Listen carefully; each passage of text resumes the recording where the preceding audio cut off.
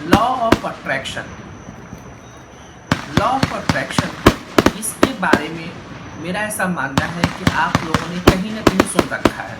होता क्या है और हम इसे यूज़ कैसे करते हैं, हाउ टू यूज़ इट। देखिए, सबसे पहले मैं बता दूं कि लॉ ऑफ अट्रैक्शन हम ऐसा मान सकते हैं कि हमारे ब्रह्मांड में, यूनिवर्स में कुछ तरंगे हैं, वेव हैं, जिनसे हम सब कहीं ना कहीं कनेक्टेड हैं।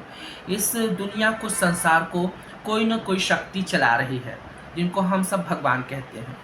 तो वो हम भगवान को तो देखे नहीं, तो वो जो भी हमारे दिमाग में कोई बात आती है, तब हम कहीं ना कहीं एक्शन लेते हैं। मान लीजिए कोई हमें डिसीजन लेना है, सपोज मान लीजिए हमें मूवी देखने जाना है कि नहीं है, तो मैं दिमाग में अगर ऐसी चीज़ें आती हैं कि यार देखने जाना चाहिए, फिर उसके साथ ऐसी रेस भी आएंगी कि नहीं देखने जाना चाहिए, तो ऐसी भी चीज़ें होती हैं।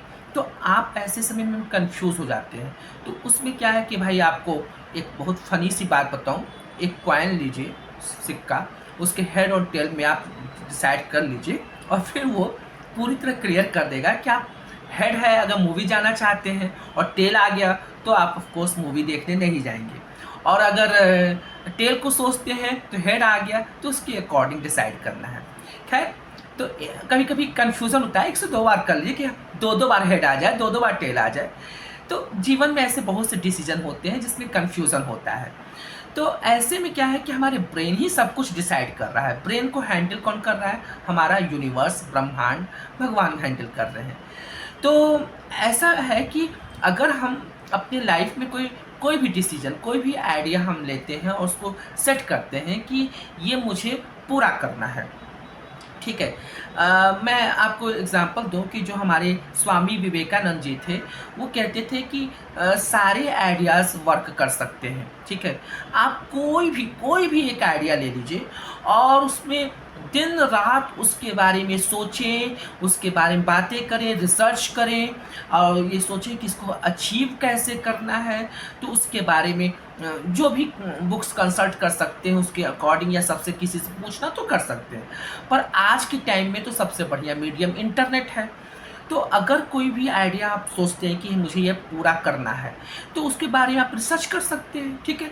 तो मतलब कहने का है कि अगर दिन रात उसके बारे में सोचेंगे और फिर एक्शन लेंगे, तो उस चीज़ में कामयाबी पाने की संभावना ज़्यादा हो जाती है, ठीक है। 99% सक्सेस रेशियो है, और उसमें हमेशा एवरीडे अपने आप से कहिए I am the best, I can do anything, और मैं सब कुछ कर सकता हूँ, और मुझे इसमें कामयाब होना है, ठीक है। तो जब आप इसी में आप दिन रात जिएंगे, तो निश्चित रूप से आपको उसमें कामयाबी पाने के चांसेस बढ़ जाएंगे, ठीक है। तो इसको कहते हैं लॉ ऑफ अट्रैक्शन, जो सीधा हमें ब्रह्मांड से, यूनिवर्स से कनेक्ट करता है। यूनिवर्स से जो भी तरंगे आती हैं, वो आप देखते ही, जो जैसे ईसीजी और ईईजी में होता है, उसी तरीके से आते हैं।